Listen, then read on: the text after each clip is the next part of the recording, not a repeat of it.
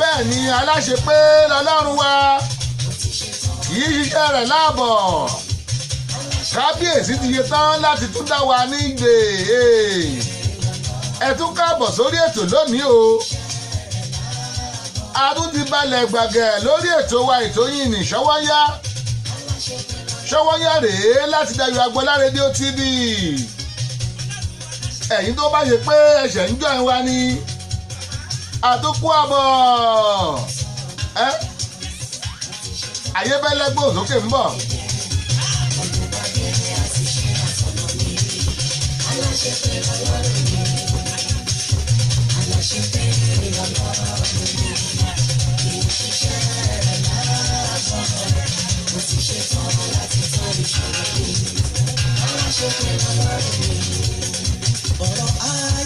Ìwọ ló pa, ìwọ ló mọ̀, ìwọ ló pẹ̀lẹ́ kẹ́lẹ́.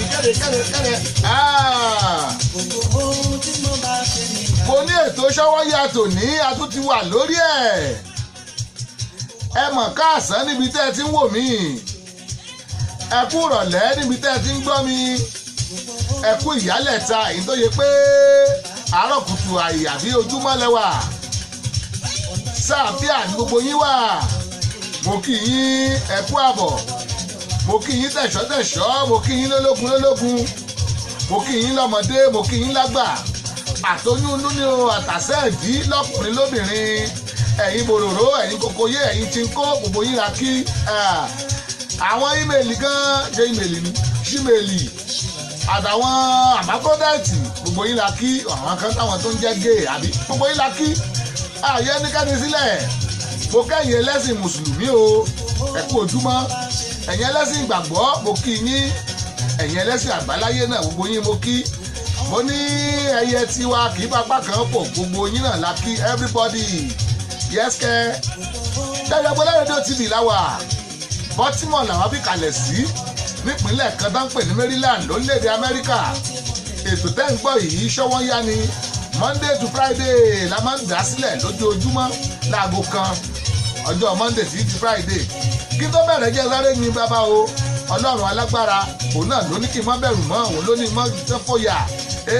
Kábíyèsí ọba Olùmọ̀lẹ̀ tó ṣaráyé láàánú olú ọba tó ń jẹ́ èmi ni ọba tó lani atógbani atótúni ṣe atótoríire fún ni ọba tó jọba kárí ayé gbogbo ọba tó mọ̀nà débi tẹ́nìkan mọ̀ rí ọba tó gbé fún wọlé ẹ̀sìn olùkí ọ̀la ọba tí ń gbé tí kì í ṣẹ̀rù bá ní olúborí ọba tó borí ohun gbogbo ọba tá a bẹ̀yìn tí a fi báráyọ̀ yọ̀ òun láti wáyé ọjọ́ òun láti wọ̀ oòrùn òun lọ́ba òkè tó bẹ kú òtò kúkú lẹ́rù òun lò gbogbo tìrì gbọ́ ọba tí kì í jẹ̀bi agbógbógbó ọba tí kú ṣe lọ́ba onígbó kiri gbogbo ènìyàn rẹ̀ tó gbó tayọ ọjọ́ tó dàgbà àtàn ọba mímọ́ tó sàrédè lé òun ní lóṣù àtọ̀dọ́jà tí bá ní mọ́ kí ẹ wo ilẹ̀ ọmọ tí bá yàn ọrẹ olúwa ilẹ̀ aṣú ilẹ̀ amọ̀ ilẹ̀ aṣú ilẹ̀ amọ̀ èdè Haúsá kọ́lẹ̀ nǹkan. Àwọn èèyàn wa ti ń gbórí wọlé lọ́tún lọ́sì Mahogany dẹrẹsẹ́ mo rí yín o tí mo lúpọ̀nà mo rẹ́yìn náà ẹ kú àbọ̀ Ọ̀làdìyí ẹ mọ̀ káàbọ̀ sórí ètò wa Mr. Kànmí Sam Túyì àwo Buhari mo rí yín ẹ kú àbọ̀ Roslyn ṣẹwà ìyá evangelist látògbómọ̀ṣọ́ mo rí yín o ẹ kú àbọ̀ Àdìgún Samuel àbúrò mi ọ̀nà mẹ́ olójú abo bó ni ẹ mọ̀ kú àbọ̀ Roslyn ṣẹwà wọ́n ní Mr. Dayo ẹ kú ètò evangelist wa ẹ kú àbọ̀ ooo Mercy Nnadigbenga Ṣówùmí màmá wípé àbúrò mi kan tó jẹ́ ọmọ Ìgbò tó rè é fẹ́ wọn nílẹ̀ Yorùbá nígbà tí ibra price tó pọ̀ ó pọ̀ kò ní Ìgbò tó lè fẹ́ Yorùbá náà àwa Yorùbá la lówó ẹ̀ àwa lè rà á Mercy Nnadigbenga Ṣówùmí ẹ mọ̀ sọ fún o ọṣà àgbọ̀ mi àbí ó ní ẹkú ètò ẹ̀gbọ́n ẹ ṣeun Olúwabẹ́mi oṣù ọlálẹ́ ooi mo kẹ́yìn náà ẹ káàbọ̀ Samek moment àwọn promoter tó mòye nù Samek tẹ́ ẹ̀ bá ti dárúkọ ẹ bá dárúkọ promoter l'Amẹ́ríkà tẹ́ ẹ̀ ti dárúkọ Samuel ẹ̀ ti dárúkọ Samek moment bóò ní iṣẹ́ wa ẹ kú àbọ̀ the CEO Tóyìn Àjàyí mo rẹ́yìn náà o bóò ní ẹ kú àbọ̀ Tóyìn Àjàyí Pẹ̀rí Alábí Golden Fuji Olúpẹ̀rí èmi a máa ní Olúpẹ̀rí Pẹ̀rí Alábí àwọn Fuji kòkòkò Fuji kòkàǹkà Fuji pàgàgà àwọn nu ẹgbẹ́ ọ̀bọ̀ lórí ètò Rúùtù Ọlẹ́dẹ́dẹ́jùmọ̀ Ọládé ọ̀rọ̀ pọ̀ wa náà nu ìyá olóúnjẹ àdúgbò ni ẹ mọ̀ kú ọ̀bọ̀ lórí ètò wọn ní good afternoon sir mo kí yín Tósìn Oyètúnjí àwọn èèyàn ńlá kẹ̀ lọ́tún lọ́sì ọkọ̀já àdìkíáfù ọmọ àṣà prapra lónìí ló máa látọmọgi àwọ mínísíkẹ̀tì alùpùpù látàdá ní àdébí tó wà yọ tà sánsan abínúṣe wà tèmi tọ́pẹ́ àbúrò mi kan báyìí àwọn tiwa níbọ̀ ní káàpù ní Port Harcourt nu bóò ni Mr. Ìbínú màá ní Mr. Ìbínú ọmọ wọn ní Kúdẹ̀tì ń bàdàn bóò ni ẹ kú ẹ̀bọ̀ sórí ètò ẹ wo adìbalẹ̀ sórí ètò ká máa yí lọ náà ni kó máa lọ bẹ́ẹ̀.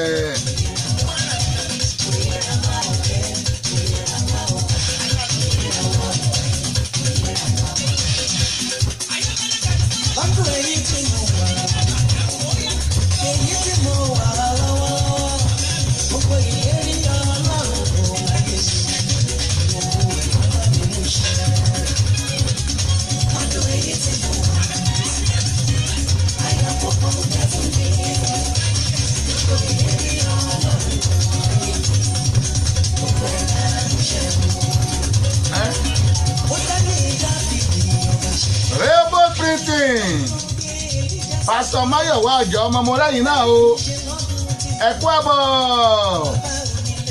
Ṣọ́wọ́nyá lètò tó ń lọ lọ́wọ́ Ṣọ́wọ́nyá lètò tó ń datẹ́gùn láàmú ayin.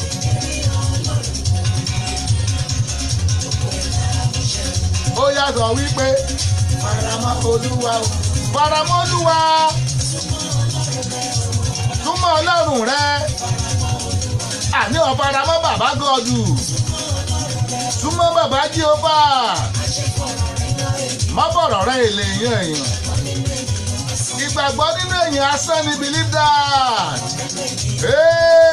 robot labyrinth bàbá tiwa Pásítọ̀ Máyọ̀wá Ọ̀jọ́ ọmọ wọ́n ní Ṣọ́wọ́nyá bàbá ló tà wọ́n yẹ ẹsẹ̀ ń yá I'm loving it man let it go yí sókè. Bọ́lájí Ọlálẹ́yẹ mo rí yín o ẹ kú àbọ̀ sáàfì àlẹ́ wa.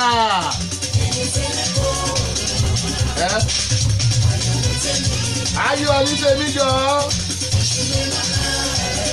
èṣù lè máa halẹ̀ kọ́ta gan ó máa gbógun wàhálà wọn nu. Èèyàn lè gbàgbé ẹ̀ Ọlọ́run ò jẹ́ gbàgbé mi philipis. Mo nígbàgbọ́ pé ọ̀la mi yóò dùn tó yín lọ yẹ́sẹ̀.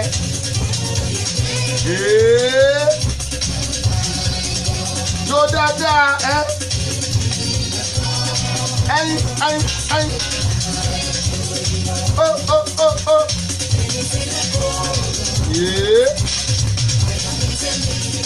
Abíọ́lá Olúwatóyìn Anímáṣàhún. Abíọ́lá Olúwatóyìn Anímáṣàhún mo mọ̀ rí yín ẹ kú àbọ̀. Ẹ wò ó lórí ètò lónìí. A mú ọ̀rọ̀ kékeré kan bọ̀ ṣẹ́ bá wa dá sí ẹyin. Àṣẹ mẹ́yẹ bọ̀ lápò ni o. Adébọ̀ Àlùkò mo kẹ́yìn náà. Mo ní wò ní fojú pẹnikẹ́ni rẹ́ lórí ètò ẹ mọ̀ bẹ́ẹ̀. Chánẹ́ẹ̀lì wa mẹ́rẹ̀ẹ̀rin tá a fi ń gbé sórí Facebook àti tá a ń lò lórí Instagram. Mo ò ní fojú pa anybody rẹ́. Torí ẹ̀yin tíátíá ẹyin. Mo fi ń bọ̀. Ẹnu tí a ní bẹ́lẹ́ ní òní, ó tún fi ń kọrin ọ̀nà ìṣẹ́. Ó ṣe ò bàbá, ó ṣe bàbá, ó ṣe ò bàbá, ó ṣe ò bàbá, ó ṣe ò bàbá, ó ṣe bàbá, ó ṣe ò bàbá, ó ṣe ò bàbá, ó ṣe ò bàbá, ó ṣe bàbá, ó ṣe ò bàbá, ó ṣe bàbá, ó ṣe ò bàbá, ó ṣe bàbá. Only just the Lord is fire. Just the Lord is fire. Or just the Lord is fire.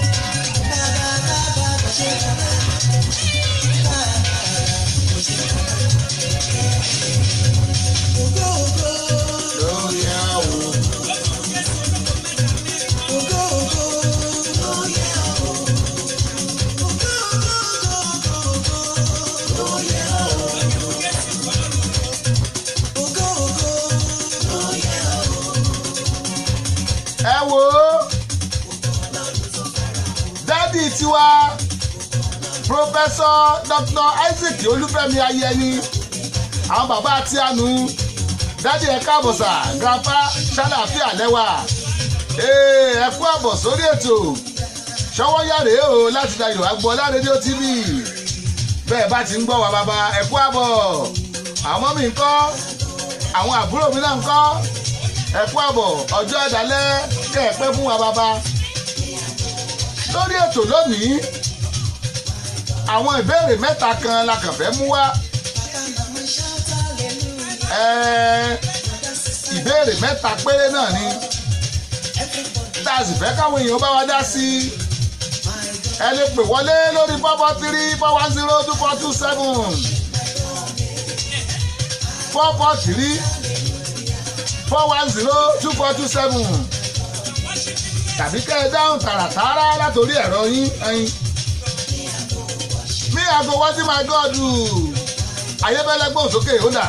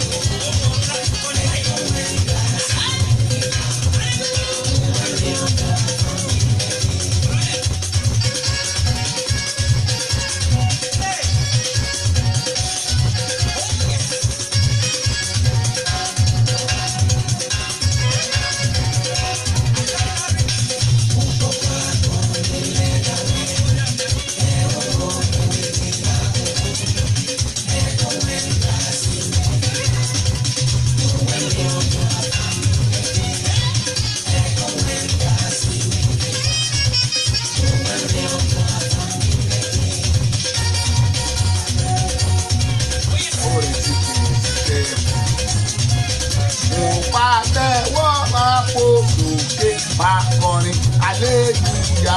Olúwa ni tèmi o, Olúwa ni tèmi, ọba ńlá ọba tó ṣe mí lóore, bàbá ọmọ àtẹ̀mí mímọ́, Jésù lálábò mi. Ẹ gbọ́ orí wípé òrè tí Jésù ṣe fún mi, mo pàṣẹ wọ́n máa fò sókè máa kọrin aleluya. Ó yá kí ló wí kó tó dáyé ńkọ́, àti mọ̀ lánàá ó lóun ò bá wa ṣeré kó tó dáyé ńkọ́. Ẹ wò ó, gbogbo ọ̀tá mi àtẹ̀gùn ní máa fi wọ́n ṣe ọjà sọ tiẹ̀, gbogbo ọ̀tá mi ládà ní máa fi wọ́n ṣe wà láìta láìrà sí láwá. Ọ̀tá ẹnu ilé, ọ̀tá ẹnu iṣẹ́, ọ̀tá ẹbí, ọ̀tá ìta, ọ̀tá òde, ọ̀tá anywhere, àtẹ̀gùn ní máa fi wọ́n ṣe yẹ́sìkẹ́. Wíkì ẹ wàá wá gbégbé ọpẹ́ áfà n ò lè gbóni ayébẹ́lẹ̀ kí n má jó.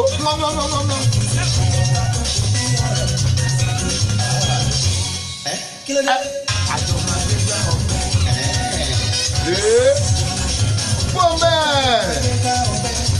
dúlẹ̀ dásílẹ̀ o a o.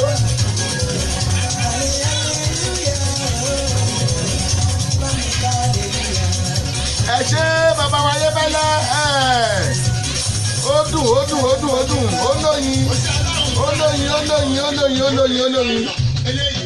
Eléyìí tẹ̀ ń gbọ́ yìí Atawẹ́wẹ́ ni Atawẹ́wẹ́ Sulaiman Adio Atawẹ́wẹ́ ó ní success lọ́mọ Ruth Ọládé Adéjùmọ̀ mórí yín wọ́n ní well done sir. Ẹ náà ló máa mi pinnu àdúrà wọn mo máa gbégbé ọpẹ́ ẹ̀ sùkúnsùkúnsùkúnsùkún. Ojúbẹ̀lẹ̀ ni ọba tó láyé. Yes, ìbéèrè wa àkọ́kọ́. Ìlú kan wà tán pè ní Ìgbòho nípínlẹ̀ Ọ̀yọ́. Ìgbòho náà ń pè lóhùn nípínlẹ̀ Ọ̀yọ́. Ọdún wo náà dálẹ̀, ta ló sì dá lóhùn sílẹ̀? Paragon Àṣàmú, Paragon Àṣàmú borí yín o, ẹ kú àbọ̀. Sulaiman Atawẹ́wẹ́ rèé ó ní success lọ́mọ.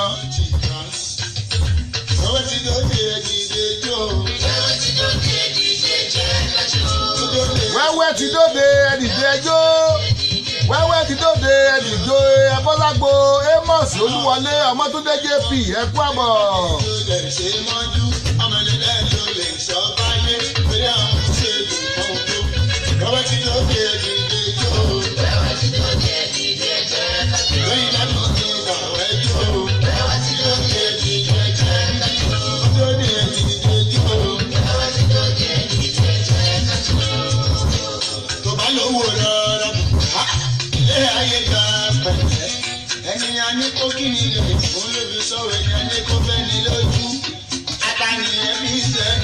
Atawẹ́wẹ́ rèé ẹ̀ńtà ní ó bí wà lójú ọba pàtàwẹ́wẹ́ sẹ́nu àbí.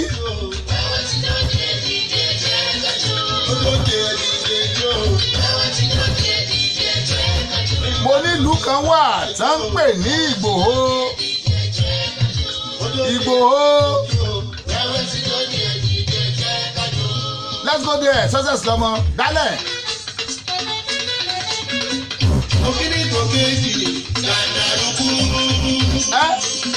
Atawẹ́wẹ́ rèé.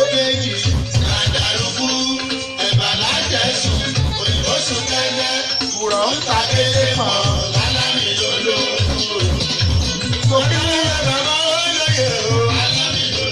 Ẹgbẹ́ tòkíní tòkéjì dàǹdàrúkú ẹ̀wà lájẹ́sùn òyìnbó sùn kátàmù lọ́n ta kété pọ̀ lálábì lólo. Ìlú kan wà nípínlẹ̀ Ọ̀yọ́. Ìgbòho náà ń porúkọ ẹ̀. Ọdún wo náà dálẹ̀? Kí lorúkọ ẹni tó dálẹ̀? Ìbéèrè wa àkọ́kọ́ bò nínú o, ẹ kí a máa gbádùn orin lọ mọ́.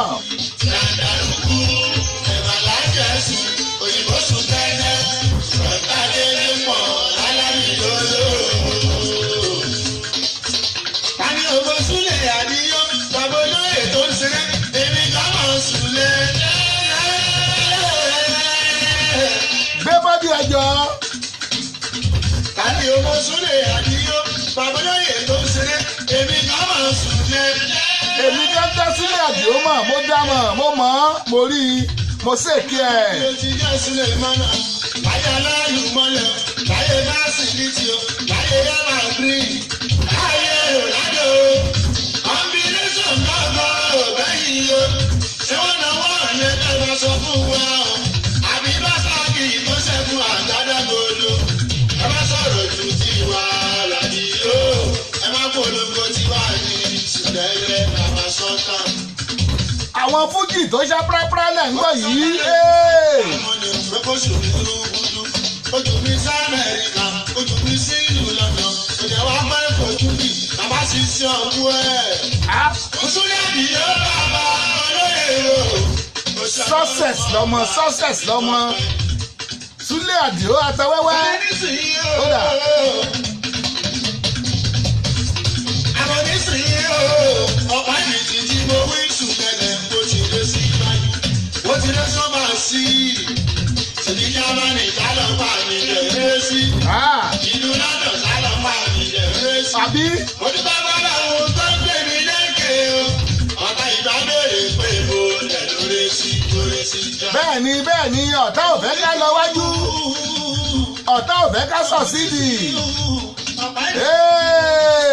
ọ̀pá àlùtóré ó lè lọ London ó lè lọ Germany ó lè lọ China ó lè lọ Amẹ́ríkà mọ́mí tí a olúdàmí olúbàmíkẹ́ dúdọ̀lá mórí yín o màmá nìyẹn ẹ kú àbọ̀ mọ́mí God bless you ma orí ètò Sówónyá náà láwa o láti Dayọ̀ Agbọ́lá rédíò TV bàbá ló tàjí ìdá studio láti bímí láti the world ẹ wò ó Baltimore làá bí kalẹ̀ sí nípínlẹ̀ tó ń jẹ́ Maryland lórílẹ̀‐èdè Amẹ́ríkà yes Sówónyá rèé ẹ gbọ́dọ̀ mí ṣe ẹ̀.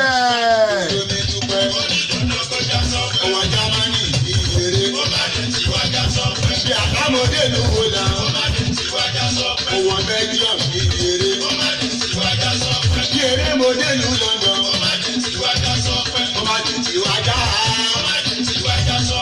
Namba Timbari, I can see you. How are you doing? Welcome to the show. Àníbèrè wa àkọ́kọ́ tá a mú wá lónìí. A ní ìlú kan wà nípínlẹ̀ Ọ̀yọ́. Lọ́wọ́lọ́wọ́ báyìí wọ́n pe ìlú yẹn ní Ìgbòho. Ọdún wo náà dá ìlú Ìgbòho sílẹ̀? Kí lorúkọ ẹni tó dá ìlú Ìgbòho sílẹ̀? Ìbéèrè wa àkọ́kọ́ nù o ẹ lè pè wá sórí fóònù nọ́mbà wa 443-410-2427 ojú òpó wa wà ṣíṣí tàbí kẹ́ táìpù ẹ̀ sórí péjì tẹ́ ti ń wò wá yẹn. Ìlú tó ń jẹ́ Ìgbòho ta ló dálẹ̀? Ìlú tó ń jẹ́ Ìgbòho ọdún wo náà dálẹ̀? Àlàbí Abúkà dàgbò ọ̀dọ̀ bí ó bá ṣe rí ẹ̀yin òṣèlú Nàìjíríà gbogbo tí ilẹ̀ ń pọ̀ o. ẹni àjẹun sókè àjẹun sókè ẹni àjẹun sílẹ̀ àjẹun sílẹ̀ ẹni àjẹun sáàrin àjẹun sáàrin. Jẹun sápò. kò tọ́jọ́ kó tó sùn o. Ẹ jẹun sápò ni ẹ jẹun sápò. ẹ ti sóńgò ògò o. Ọlọ́run ló lè yọrí Ọlọ́run yóò ṣèdájọ́. Ìdájọ́ àbí wípé lásìkò nínú ìlànà inú ajá ló máa ń gbé àbùsínú ní débi àbùsínú lẹ́lẹ́dẹ̀ òògùn. kó máa jáde jáde gbígbẹ̀ lẹ́lẹ́dẹ̀ o. àbí gbogbo èrò rere èyí tí mo ní ìlọ́kàn tèmi lọ́la láwùsá tí kò ní gbé sí. wọ́n ní àlátájábálá inú ajá ní gbé àbùsínú lẹ́lẹ́dẹ̀ ń gbin àwọn náà ní wàhálà nu kọ́mọ jẹ́ tiwọn. Gbogbo èrò rere tẹ̀mí ní sínú kọ́ máa jáde kọ́ máa prosper yéé. Lọ́la láwùsá tí kò ní gbé sí. Àdáni ìjọ ẹjọ́ òjàdá wẹ́wẹ́ ẹjọ́. Àdàwẹ́wẹ́ ń bọ̀ wọ́n mọ̀ pé ijó ni àbísí kẹ̀kẹ́ ijó. Ó kẹlẹ́sẹ̀ ijó àtàlápá ijó gbọ́n bọ̀. Sówónyá tó ti dóde ẹ̀ má tẹ ọkọ̀ o. Àpátápá àrà àgbàlagbà ètò tí gbogbo ayé fẹ́ gbọ́. Sówónyá. Sówónyá ti dóde o. Ṣówónyá ti dòde o, ẹ wá ń kan ìdílé tàbí gẹ́gẹ́ bí ìdílé kọ̀ǹkọ̀ǹkọ̀ǹkọ̀ǹ. Ṣówónyá ti dé torí tòní àtúndùn ó dàgbọ́n bá kàn sí i. Ṣówónyá ti dé. Bẹ́ẹ̀ni o, ẹkú lélà kára lé ẹ̀rìn wá ní tìrọ̀nà. Ètò àgbọ́dúnú tó mọ́wọ́ iṣẹ́ yàtẹ̀ tí ń retí. Ṣówónyá. Yóò máa bá fẹ́ sọ̀rẹ́ níkànnì yìí. Dayọ̀ Agboola rédíò TV láti ọjọ́ ajé Monday títí di ọjọ́ ẹtì Friday. Agogo kan ọ̀sán ni nílùú Amẹ́ríkà, méje alẹ́ ni ní Nàìjíríà. Agogo mẹ́fà ìrọ̀lẹ́ ni nílùú United Kingdom. Béèyàn bá mí ìṣètò Ṣówónyá lọ́jọ́ kan bí ẹni fi ìgún ọ̀sọ̀ ògiri gbígbẹ ni. Ṣówónyá pẹ̀lú Sami Dayọ̀ Agboola ní Dayọ̀ Agboola rédíò TV. Ẹ ò gbọ́dọ̀ mí ìṣe ẹ̀. Ẹ wá ń kan ìdílé tàbí gẹ́gẹ́ bí ìdílé kọ̀ǹkọ̀ǹkọ̀ǹkọ̀ǹ. Ṣówónyá ti dé torí tòní àtúndùn ó dàgbọ́n tó á kàn sí i. Ṣówónyá ti dé. There is a company in America, everybody call it Pleasant Services. You better call them for the paid plan. Pleasant Services, they will plan your event more than your expectation. Decorating services, they are wonderful. Ká má tiẹ̀ wá sọta darí ètò, alága ìdúró tàbí alága ìjókòó. Ẹ ti lọ wá pàjù. Bàbáǹbarì ibẹ̀ tún wá ní wípé kò sóúnjẹ adúláwọ̀ tẹ fẹ́ tẹ́ ò ní rí ní the Pleasant Services. Wọ́n ṣáà ti pè sórí nọ́mbà wọ̀nyí +14436534434 tàbí +14437608578. The Pleasant Services. Oh my God, orí ẹ wà níbẹ̀. Dayọ̀ Agboola ní bàbá o, ní bàbá o, ní bàbá o. Rédíò TV gbogbo ayé, gbogbo ayé, gbogbo ayé. Dayọ̀ Agboola ní bàbá o, bàbá nìyẹn. Ní bàbá o. Rédíò TV gbogbo ayé, gbogbo ayé, gbogbo ayé. Ó ń kọ́ lẹ́bí ìyàwó, bẹ́ẹ̀ ni mo sọ. Kò sírú ẹni lẹ́yìn o. Dayọ̀ Agboola àtúntà Rédíò TV. Kò sẹ́gbẹ́ ẹni lẹ́yìn o. Dayọ̀ Agboola Rédíò TV. Nígbà tí mo mẹ́rin láńdà yẹn Alábẹ́ríkà. Rédíò TV Dayọ̀ Agboola. Gbogbo ayé ló ń gbọ́. For sound and quality production, bàbá ló ń ta studio ìsìbẹ̀. For sound and quality production, bàbá ló ń ta studio ìsìbẹ̀. Bàbá ló ń ta production, the ultimate in audio visual. Bàbá ló ń ta production, the ultimate in audio visual. Yes, so you can't argue with the proof. Studios are many, but the best one is few. Bàbá ló ń ta digital studio for your recording, demo CD, mastering, marketing and promotion, and also live band performance, seasoned DJ, videographer, photographer, master of ceremony, music consultant. Reach Sami Dayọ̀ Agboola on agboola.dayo68@gmail.com or visit our website www.dayoagboola.com. Telephone +1443 760-8578. Production, the ultimate in audio visual. Bàbá ló ń ta production, the ultimate in audio visual. Òkè akátàkì àtó bàbá wọ́n pẹ̀ nìkan ní bàbá wíbẹ̀. Ṣówónyá lẹ́tọ̀ ètò tá a fẹ́ gbọ́. Dayọ̀ Agboola Rédíò TV. Ṣówónyá lẹ́tọ̀ ètò tá a fẹ́ gbọ́. Dayọ̀ Agboola Rédíò TV. Bẹ́ẹ̀ni every Monday ti Friday látọjọ́ ajé lọ́jọ́ Jímọ̀ ni o. Ṣówónyá lẹ́tọ̀ ètò tá a fẹ́ gbọ́. Dayọ̀ Agboola Rédíò TV.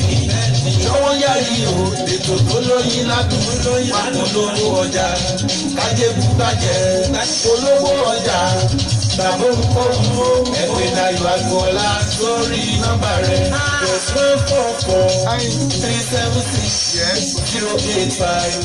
+144-376-085-78. Ṣówónyá lẹ́tọ̀ ètò tá a fẹ́ gbọ́. Dayọ̀ Agboola Rédíò TV.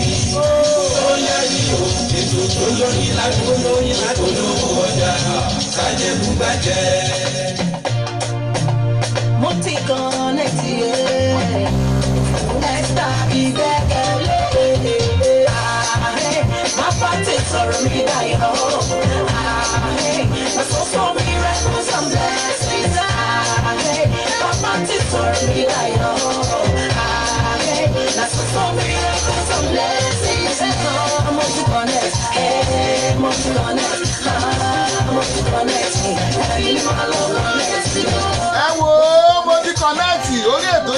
náà láwà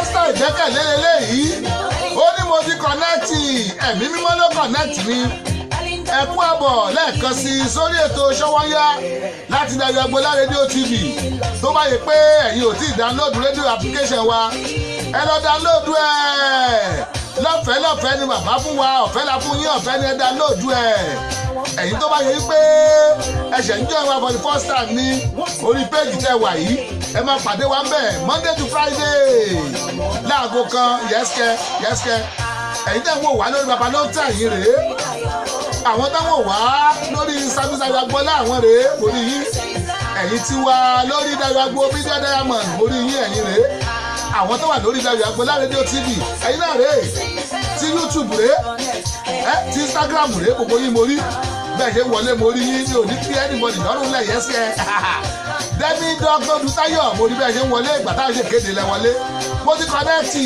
ẹ̀mí mímọ́ ló kọ́nẹ́ẹ̀tì o. Bàbá ti gba láìlára kábíyèsí bàbá o múrabàbà níwájú rẹ̀ bàbá o. Ayé mi fògo fólúwa iṣẹ́ mi fògo fẹ́lẹ́ tó máa rè é bá mi gbé dọ̀pẹ́ yẹ́yẹ́yẹ́. Ìṣe tó fẹ́ Almighty God, you're my pillar, you no go ever let me fall. Ìṣe tó fẹ́ Almighty God, you're my pillar, you no go ever let me fall. My practice already died on. I saw some miracles, some blessings. My practice already died on. I saw some miracles, some blessings. I'm multi-connect, hey, multi-connect, multi-connect. Hey, multi-connect, multi-connect, hey, multi-connect, multi-connect. Hey, multi-connect, Esther ìgbẹ́kẹ̀lé lẹ́ ń gbọ́ mo ti connect ni ìbéèrè wa tá a béèrè ni pé ìlú kan wà tó ń jẹ́ Ìgbòho ọdún wo ni wọ́n dálẹ̀ kí sì lórúkọ ẹ tó dá ìlú Ìgbòho lẹ̀ orúkọ ẹ tó dá ìlú Ìgbòho lẹ̀ kí lórúkọ rẹ mo ti connect yẹn jẹ́ mọ́.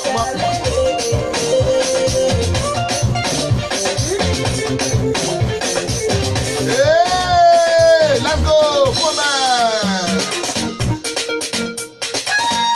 Dádì wa olórí ẹbí bámbàm bàbá wa Professor Dr. Isaac Olúfẹ́mi Ayẹni wọ́n ní I always try to listen to your program wish you the best ẹ ṣé pọ̀ sir God bless you sir ẹ pẹ́ fún wa.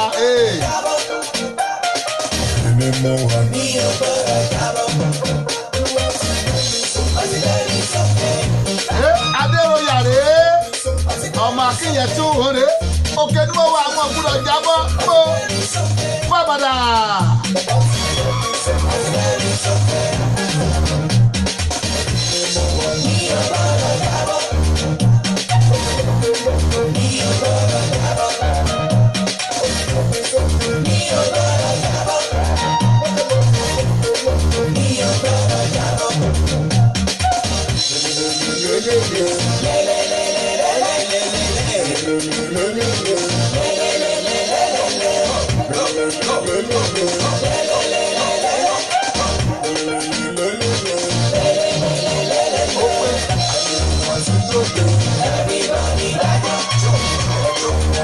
Adéroyà nìkan kọ́ Adédayọ̀ kan ti jáde Dayo Agbola rédíò ó ti dóde everybody ẹ wá gbọ́ ẹ wá wò wá.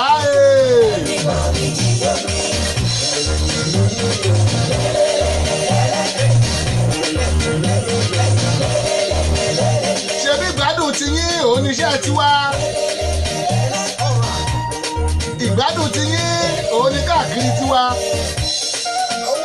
tí ẹ bá wojú aago yín aago méjì ó kọjá ìṣẹ́jú mẹ́fà lọ́dọ̀ tiwa ń bí ẹ̀yin tí ẹ wà Nàìjíríà aago méje kọjá ìṣẹ́jú mẹ́fà ni ẹ̀yin ti UK lọ́dọ̀ ọ̀rẹ́ mi Adéwálé Ọlọ́lá aago mẹ́fà kọjá ìṣẹ́jú mẹ́fà ni ẹ̀yin tí UK Texas lọ́dọ̀ ọ̀rẹ́ mi Délé Thomas alóyin lóhùn wa aago kan ti yíyẹ kọjá ìṣẹ́jú mẹ́fà ni bó ṣe wọ́n náà ní ìsọ́lá rẹ̀ kílẹ̀ bẹ́ẹ̀.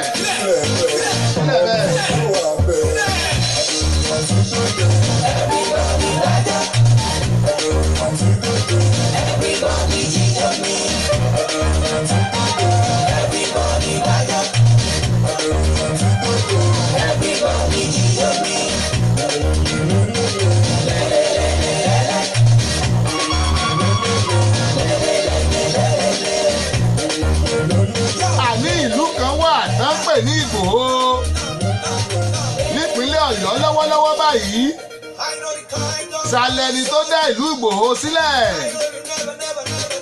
ọdún wo ni wọ́n dá ìlú Ìgbòho sílẹ̀ ìbéèrè tá a béèrè nù o àti ìrẹ́ àwọn èèyàn kan dá sí i bẹ́ẹ̀ lójú òpó wa wà ní sílẹ̀ ẹ tiẹ̀ lè tápù ẹ̀ lójú skìnì yín a máa rí rédíò ti kúrò láyé àtijọ́ ayé ìbílẹ̀ fi rédíò sílẹ̀ ó ti kúrò ọpọ́nisún so a lè rí ilé báyé tápù ẹ̀ ayé àtijọ́ ni a sọ̀rọ̀ mọ́ gbèsì láyé ìsìn rédíò ń bá ṣe gbèsì yẹ́sìkẹ́ ẹ bá wa dá sí ẹ Adéróyà gbọ́n sókè.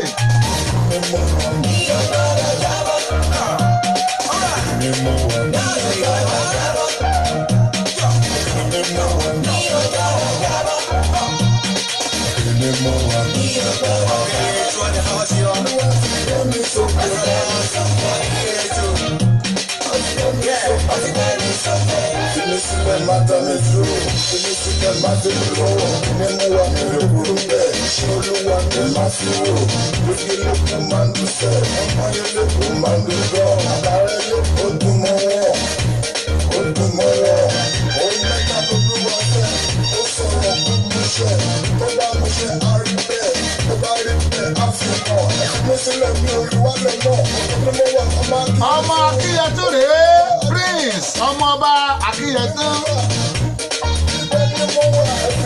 òkèlè mi náà wà àwọn ògbúdọ̀ jábọ́ fábàdà.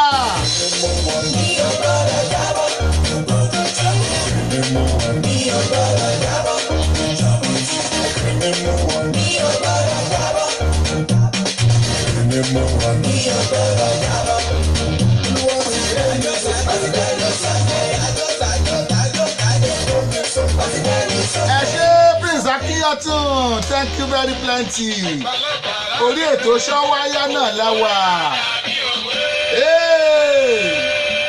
Gbalábàrá kí ni gbọ́ orin àdàbí òwe abínú ọni lọ́dà ìṣèkejì aró nípín ọni kan bínú mi láì lẹ́sẹ̀ akọ́mọkáyà aboríwọgbó wọ́n wò pé mo speak in tongues èdè nìyẹn èdè tọ́lọ̀ ń fọwọ́ sí.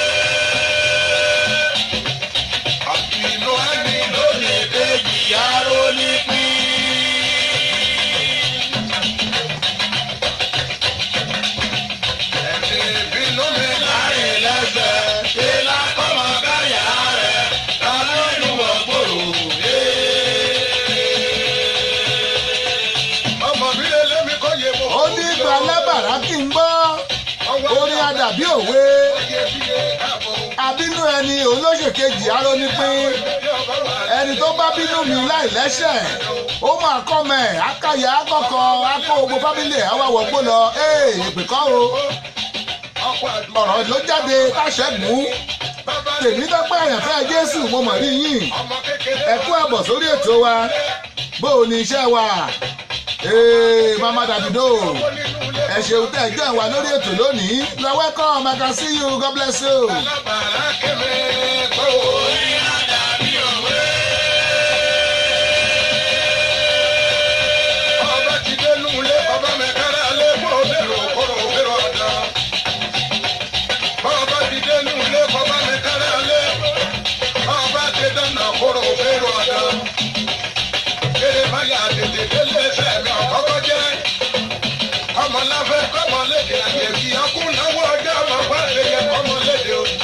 Adédára ríra lójà ọba rèé.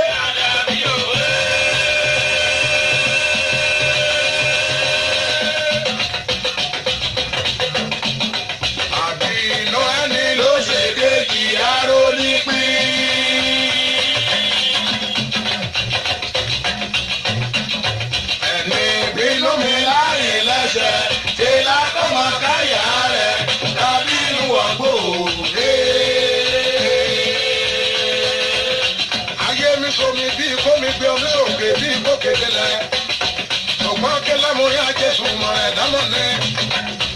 délẹ̀ mí lùlù àjẹ́ ọlọ́run níbi ọdún. Ọba tó ti kọ́ ẹ̀kọ́ bí ọmọ olúwa rẹ̀ lọ́mọ àjọ. Alẹ́bá ti gbẹ̀bù. Ọlásùnkànmí Àríyìíbí. Àwọn bàbá ló ń tá gbórí wọlé. Ọlásùnkànmí Àríyìíbí àwọn Maka Spicy. Ọlásùnkànmí Àríyìíbí àwọn Apasino ẹ mọ̀ kú àbọ̀ sórí ètò. Gbogbo péjì wa lárákùnrin wọ̀ lọ. Ó kọ́ bẹ̀rẹ̀ látòrí bàbá ló ń tá ó wọlé. Ó kú òǹbẹ̀ ó wọ Samisa Ayọ̀ Agboola. Ó kú òǹbẹ̀ ó wọ Dayọ̀ Agbomídé Diamond. Àti ìrọ́wọ́ ẹ̀ lórí Dayọ̀ Agboola rédíò TV. Kò tí ì wọlé lórí yẹn.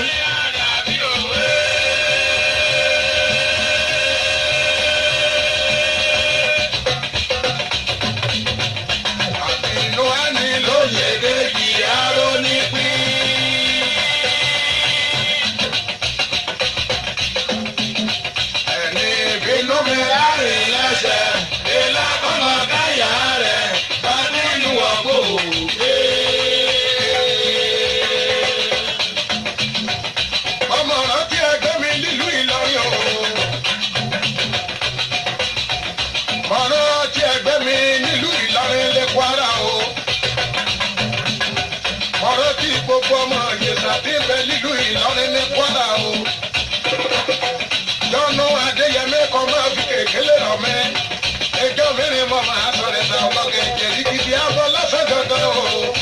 Isaac ojú ọmọ ẹgbẹ́ lẹ́gbẹ̀ẹ́ yébíyé. Ọ̀làdé lẹ́mi òògùn nígi. Délé ògùn nígi kan máa fi kékeré rọ̀ mẹ́. Ọláyínká ìbáfẹ́ ebi tí ọba wà lẹ́rẹ́ ní lọ́dọ̀ mi o. Ògidì orílẹ̀ ń gbọ́ yẹn tí ò bá gbélé òjì gbọ́ ni yẹ́sìkẹ́. Ọlámi ọ̀la èrè ọ̀la ilé orí ẹbí ya mọ́ mi nù. Ọlámi ọ̀la o. Ọlámi ọ̀la.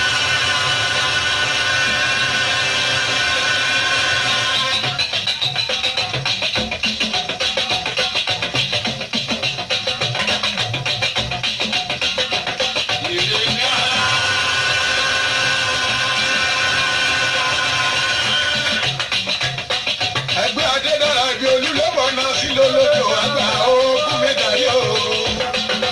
Ilé torí ẹbí àmọ́ mẹ́nà Ọlámi ọ̀la o. Ó ṣeun Adédára ríran lọ́jọ́ ọba. Gbẹ̀mí nílùú Ìjẹ̀ṣà. Jẹ́mi sáré dọ̀dọ̀ lágbájá iná tí pọ̀ lù. Kẹ̀tọ́ dọ̀dọ̀ yẹn ará Ìjẹ̀ṣà nílùú Ìjẹ̀ṣà. Rìfún ìlásímẹ̀ntì náà rìfún ìlásímẹ̀ntì. Lágbájá bolẹ̀ wọlé ẹja máàsì bójú ó yá máàsì bójú ọ̀dà máàsì bójú ọ̀dà máàsì bójú ọ̀dà máàsì bójú. Tí ẹ bá wojú aago yín aago méjì kọjá ìṣẹ́jú márùndógún á ní ìṣẹ́jú márùndógún sí lórí ètò yìí ká tó máa páàkì ẹ̀ ńlẹ̀. Ìbéèrè wa ni pé ìlú Ìgbòho ta ló dàlú Ìgbòho lẹ̀? Ọdún wo ná dàlú Ìgbòho lẹ̀? Aṣọ àlórí ẹ̀. Ajá 1, ajá 2, ajá 3, ajá 4.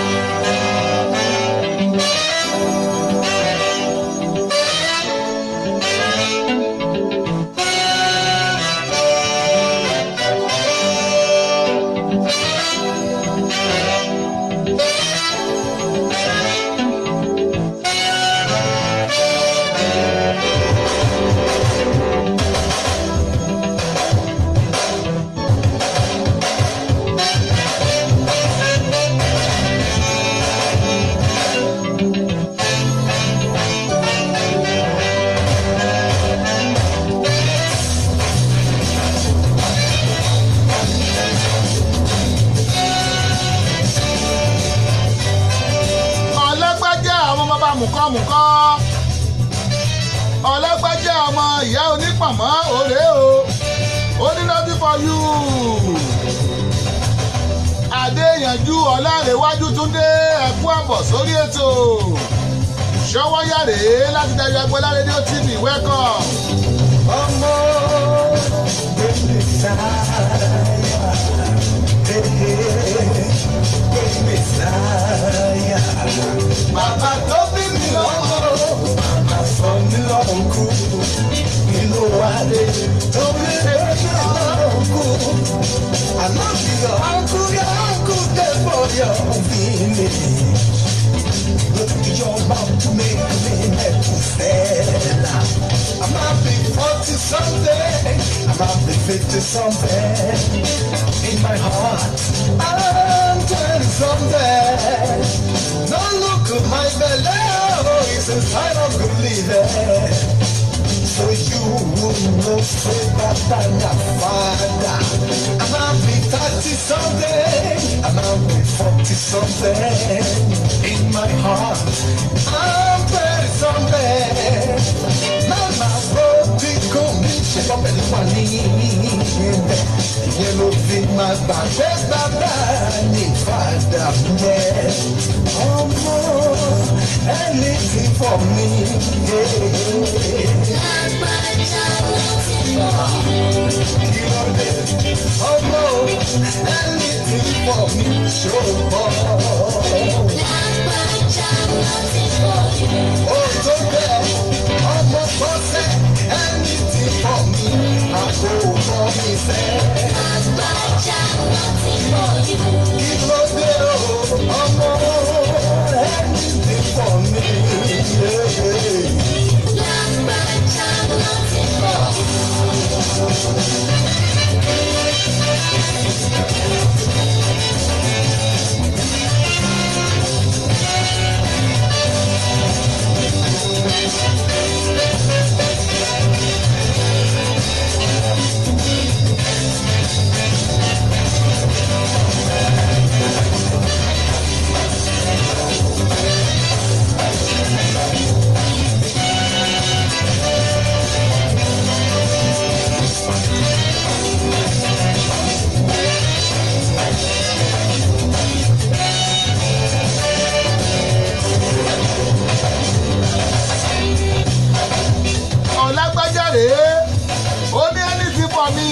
Ọmọ ní nothing for you, bọ̀dá ìdídàgbà jù, let's go and sit down.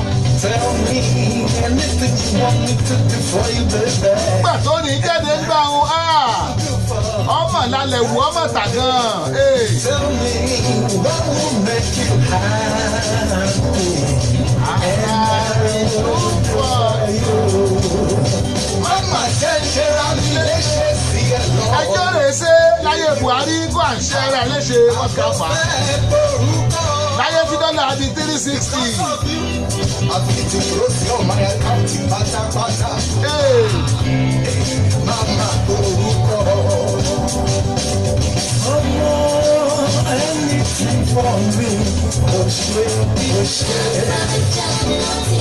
Nígbà tó mọ ọgbà lọ́bẹ̀rẹ̀ sí ní bẹ̀bẹ̀ ó fi ságídí. Omi dáadáa, anything for me. Ọmọ kí ló dé tí ó fi bàjẹ́ bọ́lá ṣe bẹ́ẹ̀ ẹni tí wọ́n tọ́.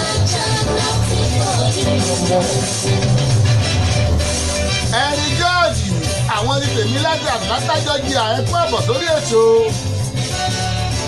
Ṣàlàáfíà lẹ́wà. Ó tọ́jọ́ mẹ́ta. Orí ètò Ṣọ́kọ́yá náà láti wá o. Kèétí ìpó kọ́dà. Jẹ́yọ̀ Agbọ́lá rédíò TV. Ibẹ̀ láti ń dábí ẹdún láti ń wà bí òwe. Bẹ́ẹ̀ báyìí ń jọ ìwà yẹn máa ṣí àrẹ̀ fáwọn èèyàn yín. Ẹ máa tẹ ṣé abọ́tí yẹn ṣé àrẹ̀ ẹjọ́ lọ káàkiri orí tẹ̀lé ṣe fún wa nù. Mi sọ́bàdàn mi ṣèkó.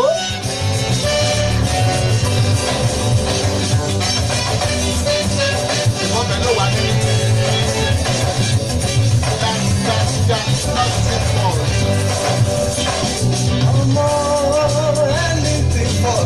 Ọba nǹkan náà lágídí. Nígbà bọ̀dá bẹ̀rẹ̀ sí ní bẹ́ẹ̀ ọ́. Bẹ́ẹ̀ tángọ̀dù àdẹ́dọ̀bìdè náà ọgbà náà ní ìṣẹ́ṣẹ́.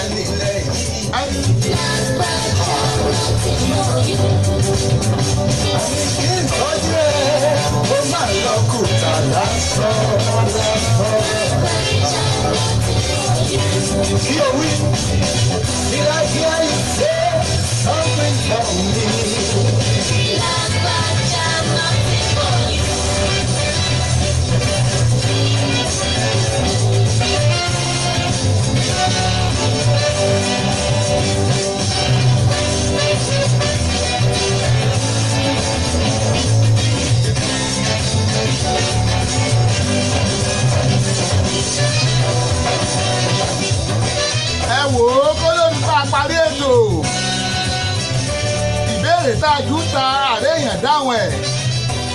mi nínú ọ̀dáhùn rẹ ẹyin mo ní ìlú tá a mọ̀ sí ìlú Ìgbòho tó wà nípínlẹ̀ Ọ̀yọ́ ọdún wo náà dàlú Ìgbòho lẹ̀ tàṣì ló dàlú Ìgbòho lẹ̀ mo rí yín o Adéwálé Ọlọ́lá àwo PTA àwo Ayọ̀túndé Ayọ̀dìrànú ẹ kú àbọ̀ sórí ètò bóò ni ọkọ̀ adé mi ni alpha.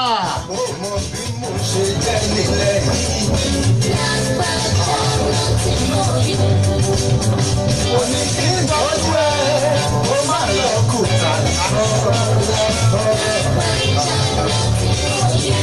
kí ló wí did I hear you say something for me. ọmọ tó kó ṣàkárá bolẹ̀ láti bẹ̀rẹ̀ ó gbàgbọ́ yá o can you imagine that.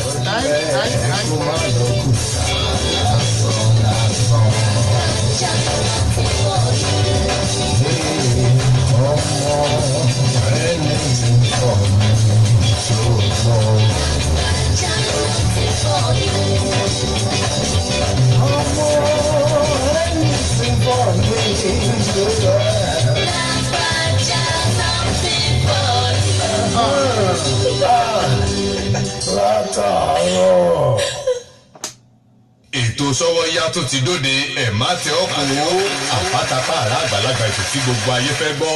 Sọ́wọ́nyá. ètò Sọ́wọ́nyá ti dóde o. Sọ́wọ́nyá ti dóde o. ẹ wá ń kan fìdílé tàbí kẹ̀kẹ́ fìdílé kọ̀ǹkọ̀ǹkọ̀ǹkọ̀ǹ. Sọ́wọ́nyá ti dé. torí tòní àtúndùn ó dàgbọ́n fún akọ́sí. Sọ́wọ́nyá ti dé. bẹ́ẹ̀ni o ẹkú lélà kára lé ẹrìn wá ní tìrọ̀nà ètò àgbọ́dúnú tó mọ́wọ́ iṣẹ́ yàtẹ̀ tí ń retí. Sọ́wọ́nyá. yóò máa bá fẹ́fẹ́ sọ̀rẹ́ níkànnì yìí Dayọ̀ Agboola rédíò TV láti ọjọ́ ajé Monday títí di ọjọ́ ẹtì Friday agogo kan ọ̀sán ni nílùú Amẹ́ríkà méje alẹ́ ni ní Nàìjíríà agogo mẹ́fà ìrọ̀lẹ́ ni nílùú United Kingdom béèyàn bá mí ìṣètò Sọ́wọ́nyá lọ́jọ́ kan bí ẹni fi ìgbọ́n sọ ògiri gbígbẹ ni Sọ́wọ́nyá pẹ̀lú Sami Dayọ̀ Agboola ní Dayọ̀ Agboola rédíò TV ẹ ò gbọ́dọ̀ mí ìṣe ẹ̀. ẹ wá ń kan fìdílé tàbí kẹ̀kẹ́ fìdílé kọ̀ǹkọ̀ǹkọ̀ǹ. Sọ́wọ́nyá ti dé. torí tòní àtúndùn ó dàgbọ́n fún akọ́sí. Sọ́wọ́nyá ti dé. There is a company in America, everybody call it Pleasant Services. You better call them for the paid plan. Pleasant Services, they will plan your event more than your expectation. Decorating services, they are wonderful. Ká má tiẹ̀ wá sọta darí ètò, alága ìdúró tàbí alága ìjókòó. Ẹ ti lọ wá pàjù. Pàbàmbarì ibẹ̀ tún wá ní wípé kò sóúnjẹ adúláwọ̀ tẹ fẹ́ tẹ́ ò ní rí. Ní ti Pleasant Services. Wọ́n ṣáà ti pè sórí nọ́mbà wọ̀nyí +14436534434 tàbí +14437608578. The Pleasant Services. Oh my God, orí ẹ wà níbẹ̀. Call them for the paid plan. Dayọ̀ Agboola rédíò TV. You can join us on Facebook at these pages Babalonta, Dayọ̀ Agboola Radio TV, Sami Dayọ̀ Agboola, Dayọ̀ Agboola Media Diamond, and also you can download our radio app on Google Play Store. Subscribe, watch, and like our TV channel on YouTube. Just type Dayọ̀ Agboola and you are ready to roll. Babalonta Digital Studio, Baltimore, Maryland, America. Telephone +14437608578. Dayọ̀ Agboola Radio TV, the ultimate in audio visual. For sound and quality production, Babalonta Studio is the best. For sound and quality production, Babalonta Studio is the best. Babalonta Production, the ultimate in audio visual. Babalonta Production, the ultimate in audio visual. Yes, so you can't argue with the proof. Studios are many, but the best one is still Babalonta Digital Studio for your recording, demo CD, mastering, marketing and promotion, and also live band performance, seasoned DJ, videographer, photographer, master of ceremony, music consultant. Reach Sami Dayọ̀ Agboola on agbooladedayo68@gmail.com or visit our website www.dayoagboola.com. Telephone +14437608578. ultimate in audio visual. Babalonta production, the ultimate in audio visual. Sọ́yálẹ̀tò ètò tá a fẹ́ gbọ́ Dayọ̀ Agboola rédíò TV.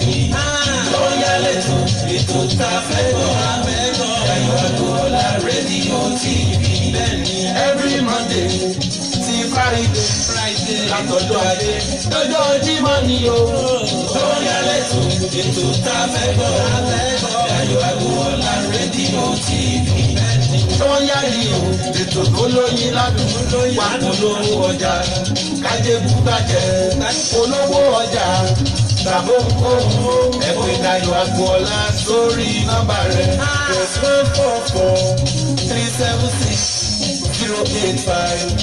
+44376085783. Sọ́yá ètò tá a fẹ́ gbọ́ o Dayọ̀ Agboola rédíò TV. Sọ́yá yìí o ètò tó lóyin ládùn polówó ọjà kájébù bàjẹ́. Ṣọ́wọ́nyá lẹ́tò tó ń dàtẹ́gùn láàmú. Ṣọ́wọ́nyá lẹ́tò tẹ́ ń gbọ́ lọ́wọ́lọ́wọ́. Ẹ wá polówó ọjà kájébù bàjẹ́. Mo ní mo kí yín lọ́kùnrin lóbìnrin lẹ́ẹ̀kan sí i. Lọ́mọdé àti lálàgbà. Àtòyún inú ni o àtàtẹ́ ẹ̀dí gbogbo yìí mo kí. Àti kókóyé àti funfun àti bòròró àti chíńkó. Gbogbo yìí mo kí àti Yorùbá wá àtàwùsá. Everywhere ni wọ́n gbogbo yìí mo kí. Orí ètò Ṣọ́wọ́nyá náà lẹ́wà o láti Dayọ̀ Agboola rédíò TV. Tẹ́ ẹ bá ṣe ń wọlé ẹ lọ́wọ́ replay ẹ̀ báàkì bẹ́ẹ̀ yẹn ń wọlé ẹ máa bá wa share rẹ̀. Mo rí yín o Prince Ọláìtàn Johnny Olúṣẹ́gun. Mo tún rí yín o Adémi ni ìyàwó ọ̀rẹ́ mi Adéwálé Ọlọ́lá. Ẹ kú àbọ̀ sórí ètò ẹ ṣeun tẹ́ ẹjọ́ ẹ wa. Yes wò ó tẹ́ bá wojú aago yín. Aago méjì ó kọjá ìṣẹ́jú mọ́kàndínlọ́gbọ̀n. Aago méjì àbọ̀ ló yẹ ká fi àgàdá èdò irọ́. Ẹ̀rọ ilé eléyìí tán á wà pé bàbá wa Ayéfẹ́lẹ́ kan máa wà close ẹ̀. Ògidì Olú Michael mo rẹ́yìn náà o. Orin eléyìí tẹ̀ ń gbọ́ yìí. Bánjí Agúbíadé Bámbám Bígálò. Òun ló kọ́ eléyìí yóò pè ní Arẹwà. Arẹwà Arẹwà. Aya mi, ó dára jù lóbìnrin. Arẹwà. Arẹwà. Tó lẹ́wà tó tún wá níwà. Epo pupa. Bèbí mi wúrà ẹwà. Just like a gold. Láàárín àwọn òkúta tó kù bí góòlù ṣe rí. Òun ẹgbẹ́ àwọn aya mi ó bá yàn jù lóbìnrin. Bámbám Bígálò ló pe léyìí ẹ gbọ́. You sweet like champagne and the red wine, Fanta press, because this gold is mine. I celebrate my wife. Bàbí Bígálò Bánjí Agúbíadé ó wà ní Maryland o. Ìgbà tó wà lórílẹ̀‐èdè Nàìjíríà lórí ṣàwọn eléyìí. Ẹ̀wà mélètẹ̀ àmàlà mélèdò.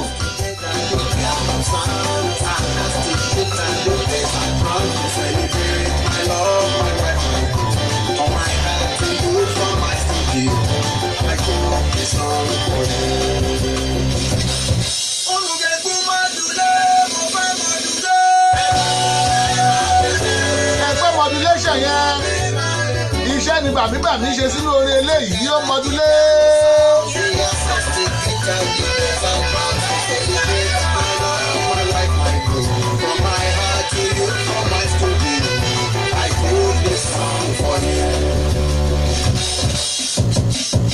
Arẹwà tó lẹ́wà tó níwà. Epo pupa, bèbí mi wúrà ẹwà. Like a gold, in the mix of all that precious gold. Aya mi, ó dára jù lóbìnrin. Arẹwà Arẹwà tó lẹ́wà tó níwà. Epo pupa wúrà ẹwà rèé. Orí ètò Ṣọ́wọ́nyá náà lẹ́wà. Mo sọ fún yín pé gbogbo tó bá ń dáa láti Ṣọ́wọ́nyá náà ni láti Dayọ̀ Agboola rédíò TV. Àbúrò mi ọ̀wọ́n Débì Umar ṣàwá ẹja ṣáwá ẹ kú àbọ̀ sórí ètò. Bóò ni mọ̀mí ń kọ́ ẹ kú àbọ̀.